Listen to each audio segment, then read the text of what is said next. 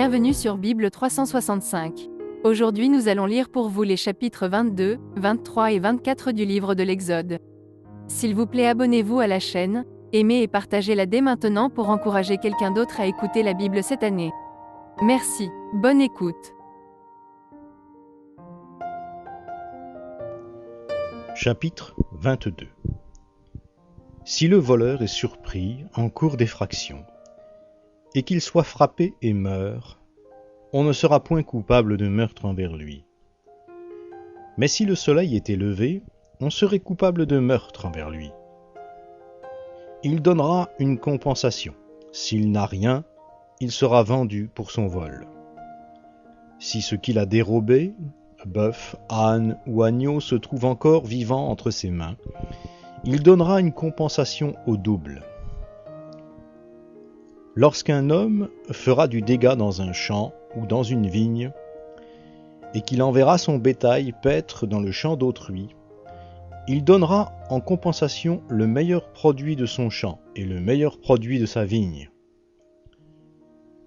Lorsqu'un feu éclatera et rencontrera des chardons, si du blé en gerbe ou sur pied, ou bien le champ est consumé, celui qui a causé l'incendie donnera une compensation.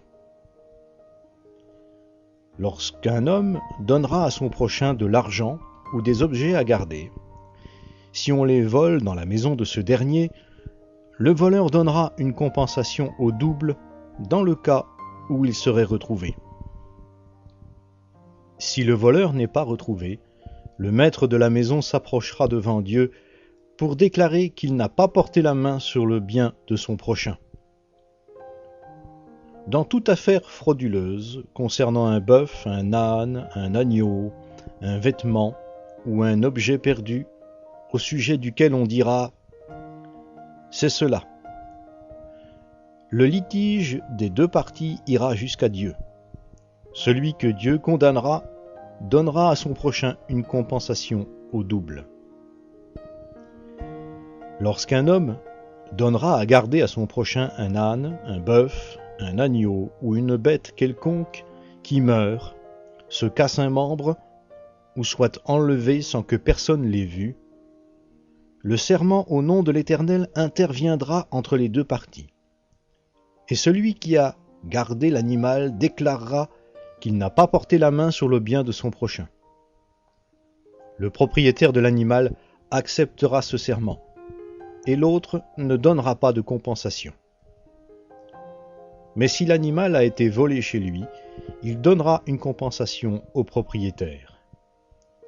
Si l'animal a été déchiré, il le produira en témoignage et ne donnera pas de compensation pour ce qui a été déchiré. Lorsqu'un homme empruntera à son prochain une bête qui se casse un membre ou qui meurt en l'absence du propriétaire, il donnera une compensation. Si le propriétaire est avec lui, il ne donnera pas de compensation. Si l'animal a été loué, le prix du louage suffira. Lorsqu'un homme séduira une vierge qui n'est pas fiancée et qu'il couchera avec elle, il paiera sa dot, puis il la prendra pour femme. Si le père refuse net de la lui accorder, il paiera en argent la valeur de la dot des vierges. Tu ne laisseras pas vivre une sorcière. Quiconque couche avec une bête sera puni de mort. Celui qui offre des sacrifices à d'autres dieux qu'à l'Éternel seul sera voué à l'interdit. Tu n'exploiteras pas l'immigrant, et tu ne l'opprimeras pas, car vous avez été des immigrants dans le pays d'Égypte. Vous n'accablerez pas la veuve ni l'orphelin. Si tu les accables et qu'ils crient à moi, je saurai entendre leurs cris. Ma colère s'enflammera, et je vous tuerai par l'épée. Vos femmes deviendront veuves, et vos enfants orphelins. Si tu prêtes de l'argent à quelqu'un de mon peuple, au malheureux qui est avec toi, tu ne seras pas à son égard comme un créancier, tu n'exigeras pas de lui un intérêt.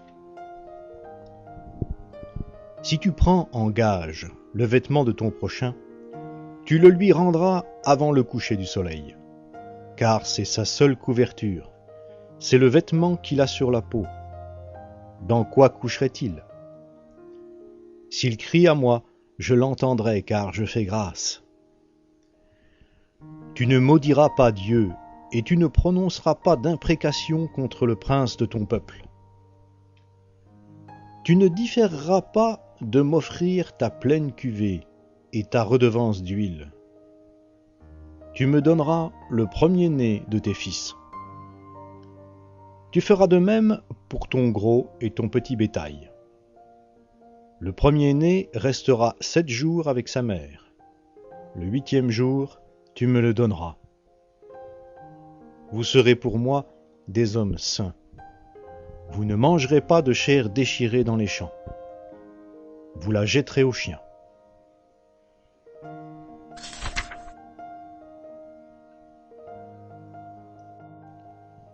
Chapitre 23. Tu ne colporteras pas de faux bruits. Tu ne prêteras pas la main aux méchants en étant témoin à charge. Tu ne suivras pas la multitude pour faire le mal, et tu ne déposeras pas dans un procès en te mettant du côté de la multitude pour violer la justice.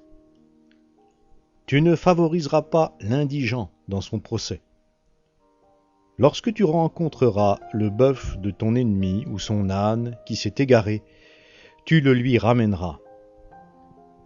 Lorsque tu verras l'âne de celui qui a de la haine pour toi succomber sous sa charge, et que tu hésiteras à le décharger, tu le déchargeras avec lui. Tu ne porteras pas atteinte au droit du pauvre dans son procès. Tu t'abstiendras de toute parole fausse. Tu ne feras pas mourir l'innocent et le juste, car je ne considérerai pas le méchant comme juste. Tu ne recevras pas de présents, car les présents aveuglent les clairvoyants et pervertissent les paroles des justes. Tu n'opprimeras pas l'immigrant. Vous savez ce qu'éprouve l'immigrant, car vous avez été des immigrants dans le pays d'Égypte. Pendant 6 années, tu ensemenceras ta terre, et tu en recueilleras le produit. Mais la 7e, tu lui donneras du répit, et tu l'abandonneras à elle-même. Les pauvres de ton peuple mangeront, et les animaux de la campagne mangeront ce qui restera. Tu feras de même pour ta vigne et pour ton olivier. Pendant 6 jours, tu feras ton ouvrage, mais le 7e jour, tu respecteras le Shabbat, afin que ton bœuf et ton âne aient du repos, afin que le fils de ta servante et l'immigrant puissent souffler. Vous prendrez garde à tout ce que je vous ai dit, et vous ne rappellerez pas le souvenir du nom d'autres dieux, qu'on ne l'entende pas sortir de ta bouche. 3 fois par an, tu célébreras une fête en mon honneur. Tu observeras la fête des pains sans levain pendant 7 jours au temps fixé du mois des épis. Tu mangeras des pains sans levain, comme je t'en ai donné l'ordre, car c'est dans ce mois que tu es sorti d'Égypte, et l'on ne se présentera pas les mains vides devant ma face. Observe la fête de la moisson, des prémices de ton travail, de ce que tu auras semé dans les champs, ainsi que la fête de la récolte, à la fin de l'année, quand tu recueilleras des champs le fruit de ton travail. 3 fois par an, tous tes hommes se présenteront devant le Seigneur l'Éternel. Tu n'offriras pas avec du pain levé le sang de mon sacrifice et la graisse de la victime immolée. Pour ma fête ne sera pas conservée la nuit jusqu'au matin. Tu apporteras à la maison de l'Éternel ton Dieu les prémices de tes premiers fruits du sol. Tu ne feras pas cuire un chevreau dans le lait de sa mère. Moi, j'envoie un ange devant toi pour te garder en chemin et te faire arriver au lieu que j'ai préparé. Tiens-toi sur tes gardes en sa présence. Obéis-lui. Ne lui cause pas d'amertume, parce qu'il ne pardonnera pas vos péchés, car mon nom est en lui. Mais si tu lui obéis, et si tu fais tout ce que je te dirai, je serai l'ennemi de tes ennemis et l'adversaire de tes adversaires. Mon ange marchera devant toi et te conduira chez les Amoréens, les Hittites, les Phéréziens, les Cananéens, les Héviens et les Yébousiens, et je les exterminerai. Tu ne te prosterneras pas devant leurs dieux, et tu ne les serviras pas. Tu n'agiras pas comme ils agissent, mais tu les abattras et tu briseras leurs stèles. Vous servirez l'Éternel votre Dieu. Il bénira votre pain et votre eau, et j'écarterai la maladie du milieu de toi. Il n'y aura dans ton pays ni femme qui avorte, ni femme stérile. Je te ferai parvenir à un âge avancé. J'enverrai ma terreur devant toi. Je mettrai en déroute tous les peuples chez lesquels tu iras, et je ferai s'enfuir devant toi tous tes ennemis. J'enverrai les frelons devant toi, et ils chasseront loin de toi les Héviens, les Cananéens et les Hittites.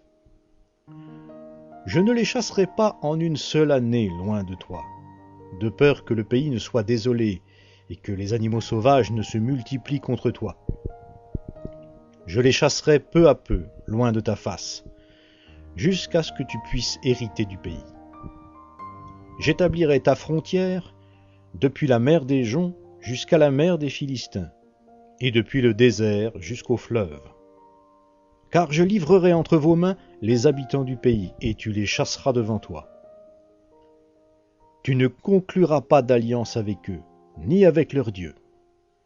Ils n'habiteront pas dans ton pays, de peur qu'ils ne te fassent pécher contre moi, car tu servirais leurs dieux, et ce serait un piège pour toi.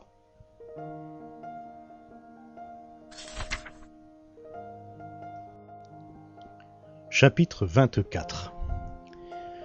Dieu avait dit à Moïse, « Monte vers l'Éternel toi-même, ainsi qu'Aaron, Nadab et Abihu, et 70 des anciens d'Israël, et vous vous prosternerez de loin. » Moïse s'approchera seul de l'Éternel, les autres ne s'approcheront pas, et le peuple ne montera pas avec lui. Moïse vint rapporter au peuple toutes les paroles de l'Éternel et toutes les ordonnances. Le peuple entier répondit d'une même voix, « Nous exécuterons toutes les paroles que l'Éternel a dites. » Moïse écrivit toutes les paroles de l'Éternel. Puis il se leva de bon matin. Il bâtit un autel au pied de la montagne, ainsi que 12 stèles pour les 12 tribus d'Israël. Il envoya de jeunes Israélites pour offrir des holocaustes et pour immoler des taureaux en sacrifice de communion à l'Éternel. Moïse prit la moitié du sang qu'il mit dans des bassines et répandit l'autre moitié du sang sur l'autel. Il prit le livre de l'Alliance et le lut au peuple.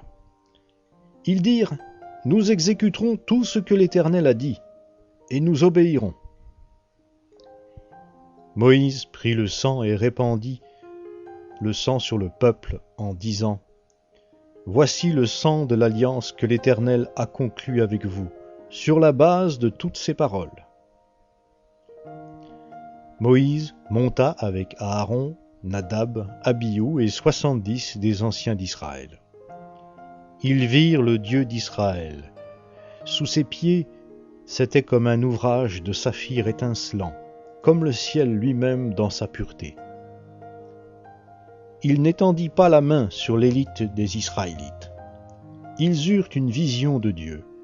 Puis, ils mangèrent et burent. L'Éternel dit à Moïse, « Monte vers moi sur la montagne et reste là. Je te donnerai des tables de pierre. la loi et le commandement que j'ai écrit pour les enseigner. Moïse se leva avec Josué, son assistant, et Moïse monta sur la montagne de Dieu. Il dit aux anciens, « Attendez-nous ici jusqu'à ce que nous revenions auprès de vous. Voici qu'Aaron et Our seront avec vous. Si quelqu'un a une affaire à régler, c'est à eux qu'il s'adressera. »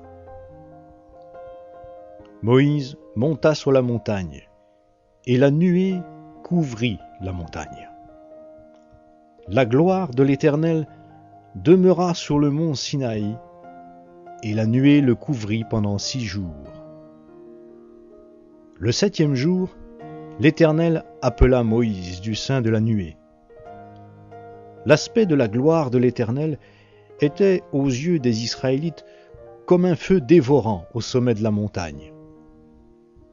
Moïse pénétra au sein de la nuée et monta sur la montagne. Moïse fut sur la montagne 40 jours et 40 nuits.